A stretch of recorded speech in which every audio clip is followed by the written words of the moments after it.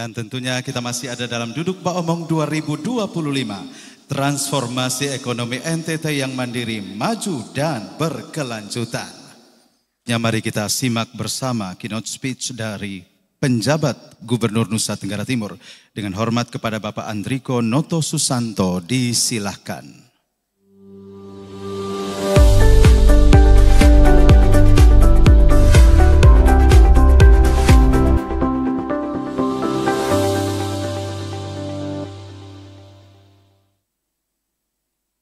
Bismillahirrahmanirrahim. Assalamualaikum warahmatullahi wabarakatuh.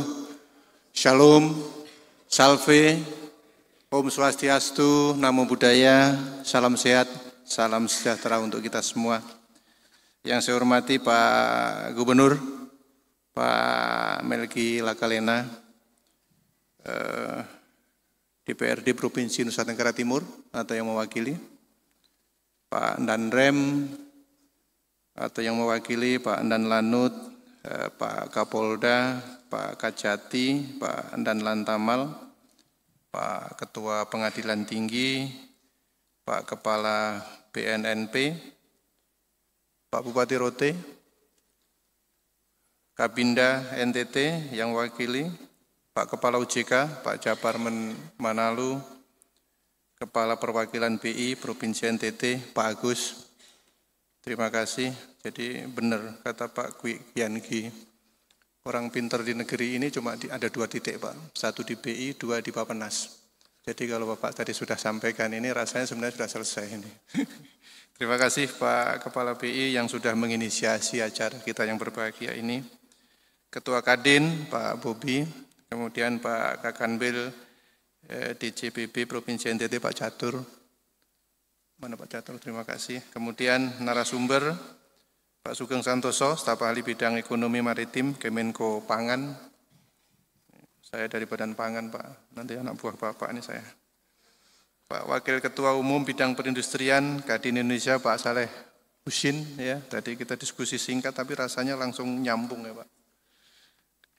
Kemudian Bu Dwinita Larasati, akademisi dan praktisi industri kreatif, dosen di ITB Bu ya. Ya, salam kenal Bu. Kemudian juga Ibu Maria Benyamin dari Bisnis Indonesia, termasuk dari Bali tadi Pak ya, dari kawan-kawan yang ada di Bali yang nanti juga akan menularkan virus-virusnya ke NTT agar kita bisa menjadi lebih baik. Bapak sekalian yang saya hormati, saya diberi waktu 15 menit oleh Pak Agus. Jadi saya akan menyampaikan secara singkat.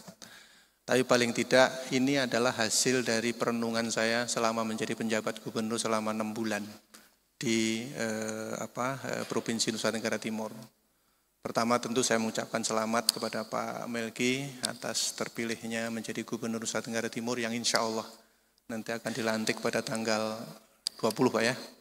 Dan segera ngegas ini. Apa yang kita diskusikan pada hari ini kita jadikan untuk amunisi untuk membuat NTT menjadi lebih baik. Saya punya paparannya.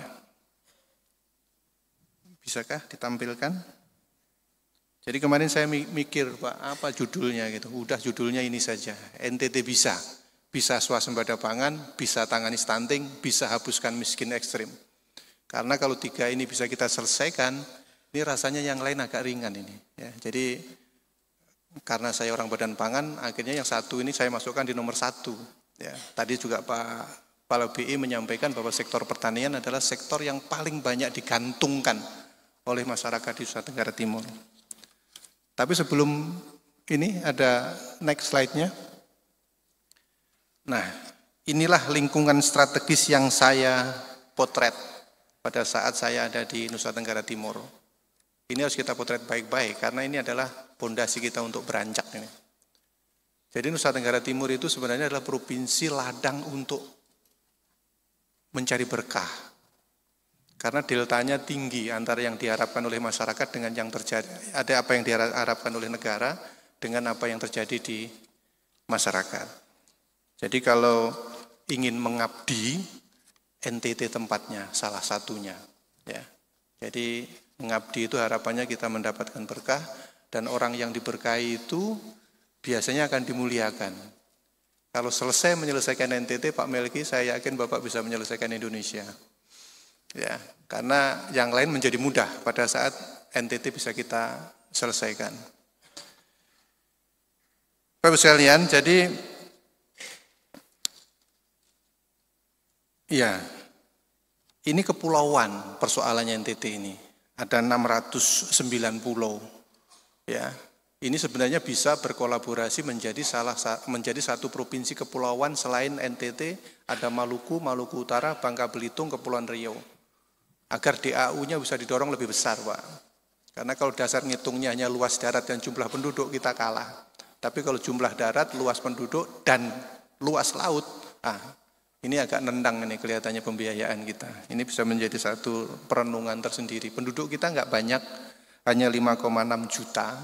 Salah satu untuk menggerakkan ekonomi, salah satunya penduduknya harus banyak. Biar belanjanya banyak gitu kan. Nah, ini juga menjadi pemikiran.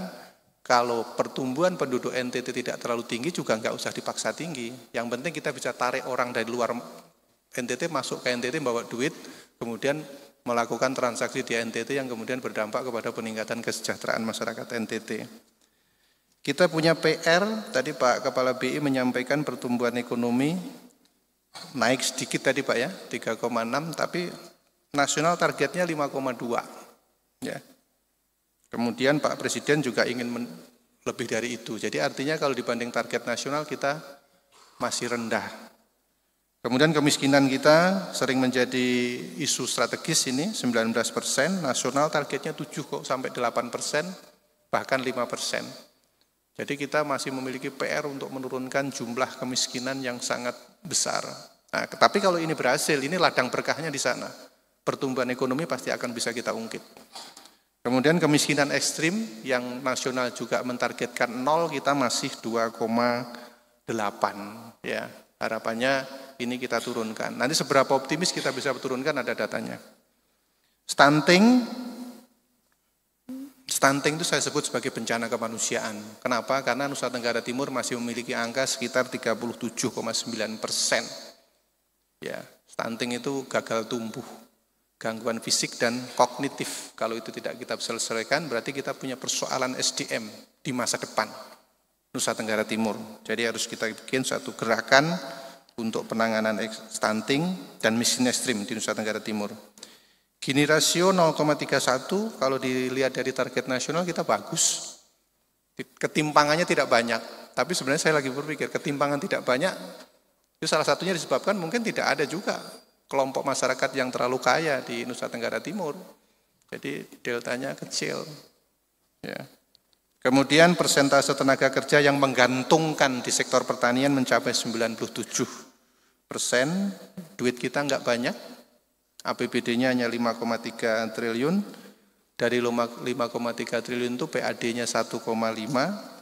Kemudian sisanya transfer. Jadi kita sangat tergantung kepada pembiayaan dari pusat. Ini juga harus menjadi perenungan tersendiri gimana caranya mencari PAD. Tadi Pak Kepala BI sudah ngasih clue-clue bagaimana cara meningkatkan PAD yang minus-minus, yang merah-merah tadi kita hijaukan, kita bisa naik PAD-nya. Kemudian indeks pembangunan manusia kita juga masih 69, nasional targetnya 75 dan terus naik. Jadi poin-poin ini adalah poin-poin global yang saya sampaikan untuk memotret lingkungan strategis NTT agar kita beranjak. Jadi kalau ditanya ngegasnya di mana, ngegasnya di sini. Ya, itu. Kemudian yang kedua, berikutnya, ini tren pendapatan asli daerah. Kenapa saya optimis? Karena ternyata dari 2017 sampai 2023 terjadi kecenderungan peningkatan pendapatan asli daerah. Tambahannya setiap tahun 100 miliar, 100 miliar, 100 miliar gitu kan. Tapi dengan upaya progresif, dengan upaya yang kenceng gitu, saya yakin ini bisa kita up sampai 200, 300, bahkan 400 miliar. Jadi kekuatannya sebenarnya ada di sini. Jatim begitu tenangnya membangun karena PAD dia ada 33 triliun. Jawa Barat itu PAD-nya 36 triliun. DKI Jakarta itu PAD-nya 71 triliun. Nah, kita 1,4, 1,5. Ya, Jawa Tengah 16 triliun. Nah, Bali tetangga kita itu 7 triliun. Ya, jadi kalau kita punya PAD tinggi, ya jadi kita leluasa untuk kita membangun. Jadi salah satu hal yang kita lakukan adalah meningkatkan PAD. Yang kedua, next, kemiskinan dan kemiskinan ekstrim. Ini juga secara konsisten selama 4-5 tahun terakhir kita bisa menurunkan. Tapi memang penurunannya tidak signifikan. Tipis. 20,9, 20,05, turun lagi 19,9, 19,02 dan seterusnya. Kita pengen bisa nurun sampai 10%, sampai 9%, sampai 8%. Pada saat kita beraudiensi dengan Pak Menteri Pertanian pengen masuk dan dia pengen berkontribusi dalam menurunkan kemiskinan 1 digit. Nah, ini menjadi poin. Kemiskinan ekstrim kita juga turun sebenarnya, tapi juga relatif tidak signifikan. Nah, kita pengen ada upaya yang kemudian bisa menurunkan miskin dan miskin ekstrim ini secara signifikan. Karena yang dua ini kan masalah urusan wajib layanan dasar kita yang harus kita selesaikan terkait dengan kesejahteraan. Nah, next, satu lagi ini adalah realisasi investasi. Kami coba potret.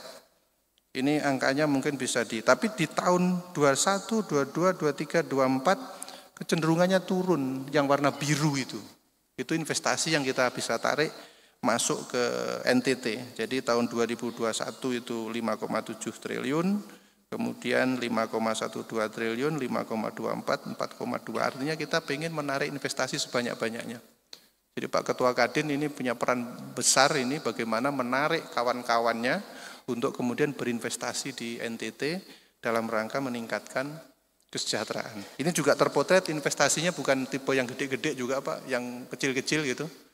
Gimana misalnya kita narik investor besar, pabrik pakan ternaknya kita bawa ke sini, hilirisasi rumput lautnya bisa kita bawa ke sini, industri makanannya salah satu pabriknya di sini gitu kan, dengan menggunakan bahan baku yang kita miliki. Jadi poin-poin itu yang kita harapkan nanti juga bisa mendorong ekonomi NTT berjalan lebih baik. Nah, berikutnya adalah potensi peningkatan PAD. Saya singkat motret ada 5 poin saja sebenarnya. Yang pertama yang paling mudah adalah pariwisata dan ekonomi kreatif kita. Ya, kemarin saya diskusi dengan Pak Kepala Dinas Pariwisata ya terkait dengan potensi-potensi kita. Peta destinasinya ada, kekayaan tenun kita luar biasa, adat istiadatnya banyak sehingga kita rasanya bisa menjadikan ini sebagai salah satu penggerak ekonomi yang segera kita dorong. Kemudian yang kedua, sumber daya laut. Ya, rumput laut. Ya, rumput laut kita banyak, tapi industri hilirnya tidak ada di NTT. Garam. Kita punya garam yang luar biasa bagus. Kita bisa membudidayakan lobster, kita bisa membudidayakan kerapu, dan masa depan pangan itu ada di budidaya. Dan di blue food. Ya, pangan yang berasal dari laut. Karena kalau dari darat kadang-kadang berkompetisi lahan dan seterusnya. Kalau laut tidak. Ya, tangkap itu tidak bermasa depan. Yang budidaya itu yang bisa bermasa depan dan bisa dikerjakan dengan baik di NTT. Potensi pertanian, kontribusi swasembada pangan nasional. Kemarin saya sudah menghadap Menteri Pertanian, mengantarkan Pak Gubernur, ya, didampingi oleh Bupati, pejabat, ya, dan Bupati terpilih se-NTT. Jadi kemarin kita geruduk Kementerian Pertanian dalam rangka kita ingin berkontribusi dalam swasembada nasional. Kemudian energi baru terbarukan, ini juga menjadi isu. Kita punya tenaga surya di Sumba Tengah, kita punya arus laut, ya, ada perencanaan jembatan Pancasila Palmerah yang di Adonara itu ya. Kemudian ada juga angin di TTS, panas bumi di Ngada, ini juga penting juga kita dorong. Kemudian yang terakhir adalah konektivitas. Jadi tadi kami berbisik dengan Pak Gubernur, hari gini kita nyebrang ke Rote tidak bisa karena perinya tidak ada, karena ombak itu seharusnya sudah masa lalu. Kita bisa menggunakan peri yang lebih besar agar Rote dengan Kupang itu tidak terputus. Tapi juga sudah ada peraturan daerah kita lahirkan terkait dengan transportasi. Jadi ini juga bisa dijadikan dasar untuk membangun transport. Kalau konektivitasnya tidak bagus, kita tidak akan bisa melakukan pembangunan dengan baik. Next, ekonomi kreatif.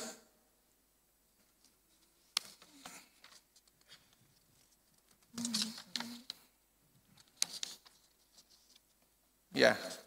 Kemudian ini ada 1.305 ya destinasi wisata, ada 643 alam, ada 536 budaya, ada 126 minat khusus.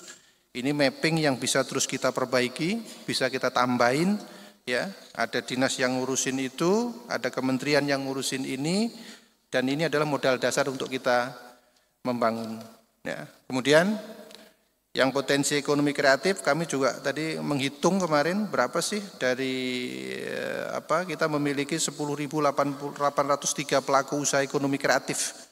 Nilainya sekitar 1,9 triliun per tahun. Jadi saya kira ini juga nilai yang masih kecil, yang bisa kita dorong menjadi jauh lebih besar. Ya. Titik-titiknya ada semua di Dinas Koperasi dan UKM dan Dinas Pelayanan Satu Pintu. Ya, yang untuk menghitung investasi-investasi. NTT memiliki 726 motif tenun. Ya, ini kemarin menjadi kekuatan yang menurut saya sangat mudah ya untuk kita kolaborasikan, untuk kita jual agar ini bisa menjadi satu kekayaan yang dapat memberikan nilai tambah buat kita. Kita bahkan next, ya ini kemarin kita dapat rekor muri untuk tenun terbanyak ya, dan kita sudah ngobrol dengan Kementerian Pariwisata dan Ekonomi Kreatif agar ini bisa kita angkat menjadi event nasional. Ini kan event provinsi. Nah, untuk menjadi event nasional itu syaratnya harus 3 provinsi. Kita bisa ngajak NTB, kita bisa ngajak Maluku menjadi selesai, kita angkat menjadi event internasional, kita bisa ngajak Timor Leste dan Australia juga bisa. Jadi kalau kita angkat seperti itu, nanti potensi ekonominya kita pengen dorong lebih kuat lagi. Kemudian berikutnya ini adalah yang kami sampaikan ke Pak Menteri Pertanian kemarin ya. Kita ingin berkontribusi terhadap 4, tapi ditambahin 1 sama Pak Melki, rumput laut. Jadi lahan basah kita punya hampir 400.000 hektar lahan sawah. Pak Menteri juga kaget kok NTT ternyata punya sawah. Nah, sawahnya luas lagi kan. Jadi kalau ini kita bisa maksimalkan, kita bisa kontribusi lebih dari 1 juta. Karena hitungan yang saya pakai ini baru hitungan pesimis kita berdasarkan kondisi existing yang kita miliki. Ya. Kalau 1 juta kita kasih ke secara nasional, nggak usah impor. Ya. Yang kedua, lahan kering sebenarnya kita punya 3,8 juta, tapi yang kita masukkan ini 1,8 juta. Itu pun kalau kita bisa selesaikan, ya, diselesaikan secara masif, kita bisa menyumbang 4,6 juta jagung pipilan kering. Dan Pak Menteri kemarin secara ini menyampaikan nanti adalah ada salah satu pabrik pakan yang akan kita dorong di pabrik pakan komersial ya, yang gede itu di Nusa Tenggara Timur untuk menyerap hasil dari petani kita. Peternakan modern ya 100.000 hektar, karena saya pergi ke Sumba Timur dan rasanya kok selesai hanya dengan meningkatkan kapasitas peternakan yang ada di Sumba Timur, karena di sana baru sekitar 2.000 ekor yang dikerjakan oleh Asia Beef, hanya dikerjakan oleh 7 orang menggunakan pakan sorghum yang sangat baik ada di NTT. Ya, kalau kita tingkatkan menjadi 50.000 atau 100.000 kita bisa mensupport 60% lebih defisit daging nasional dan best practice-nya sudah ada. Ini saya mau ngajak Pak Agus nanti datang ke sana untuk melihat, biar sama-sama kita yakin bahwa kita bisa. Yang kita butuhkan hanya kebijakan stop impor. Karena impor itu adalah mengeluarkan APBN kita bayar ke luar negeri, duitnya diambil oleh luar negeri kita. Sementara kita bisa lakukan di dalam negeri. Mahal-mahal dikit nggak apa-apa, yang penting duitnya muter di dalam negeri. Nah, itu perlu kebijakan kuat dari Pak Presiden, dan Pak Presiden sudah menyatakan itu. Tambak garam, saya pergi ke Kabupaten Kupang, ada di Teluk Kupang, ternyata itu adalah garam terbaik nasional. Kandungan NaCl-nya di atas 98%, profitas per hektarnya bisa 100 ton. Yang lain hanya sekitar 70 ton. NaCl paling tinggi 95%. Artinya apa? Kita unggul di situ. Justru panas kita itu ternyata bisa panen berkah dengan panen garam. 10.000 saja kita kembangkan tambak, potensinya ada sekitar 700.000, kita bisa sumbang 2 juta ton. Kebutuhan nasional hanya 5 juta. Artinya, buat apa kita impor garam selama ini? Kita punya garam terbaik dan itu dari NTT. Ya. Itu yang potensi kontribusi swasembada pangan. Nanti komoditas-komoditas unggulan bahwa ternyata kita adalah yang terbaik nasional ya. Misalnya sapi potong kita peringkat 5, jambu mete kita peringkat pertama terbesar ya. Tapi yang banyak kita dengarkan dari Sulawesi Tenggara, ternyata dari Nusa Tenggara Timur ya. Kopi kita peringkat 9, kemudian peternakan babi kita peringkat 1 nasional ya. Kemudian kakao 9, rumput laut kita peringkat 2 nasional. Dan kita pengen rumput laut ini kita peringkat 1 nasional. Karena kita rasanya bisa kita kerjakan. Kemudian yang berikutnya, ini potensi dan pemanfaatan energi terbarukan. Ya. Ternyata sudah diidentifikasi dengan baik, cuma eksekusinya rasanya agak lambat. Ya. Ngapain kita pakai energi batu bara yang kita datangkan dari luar, kalau kita bisa menggunakan energi surya yang ternyata itu adalah potensi terbesar kita, belum kita kerjakan, ya, panas bumi, air, mini, mikro, hidro dan seterusnya. Ada sudah dikerjakan tapi kecil-kecil, ya. Ini juga bisa kita dorong, ya, karena energi kita selesai, swasembada energi, artinya juga pengeluaran daerah untuk membeli energi dari bahan baku juga bisa kita selesaikan. Terakhir, saya kira benar, sinergi dan kolaborasi. Jadi bahasa ini sering disampaikan, tapi memang ini kuncinya. Pak Presiden sekarang memotong anggaran lebih dari 300 triliun, ya, untuk kemudian ingin menggerakkan kata kunci sinergi dan kolaborasi ini. Ya, nanti kalau kita membutuhkan kembali, ya kita minta lagi. Dan sekarang beliau sedang berpikir efisiensi yang usaha dikerjakan ini digunakan untuk merealisasikan visi dan misi beliau. Kemarin ada 4 ya, ada pangan, saya agak lupa kemarin, yang menjadi fokus beliau, kemudian makan bergizi itu juga pangan, ya, kemudian swasembada pangan itu juga pangan, hilirisasi dan satunya. Jadi ada 4 poin itu. Nah nanti, ini kesempatan kita, ya, kita sudah mendesain tadi yang kontribusi nasional terhadap swasembada pangan, proposalnya sudah kita siapkan, arahan Pak Menteri juga sudah saya bikin proposalnya, nanti segera dimasukkan. Itu 1 poin, kemudian poin-poin yang lain juga kita susun, kemudian kita sampaikan kepada Pak Gubernur, agar ini menjadi salah satu pemikiran kami untuk mendorong perekonomian di NTT agar NTT lebih baik tadi, by Sonde by NTT tetap lebih baik itu betul-betul dapat kita capai. Jadi saya kira itu, terima kasih atas perhatiannya, bila taufiq wal hidayah. Assalamualaikum warahmatullahi wabarakatuh, shalom, salve, Om Santi Santi Om, Namo Buddhaya, salam kebajikan, sekian dan terima kasih.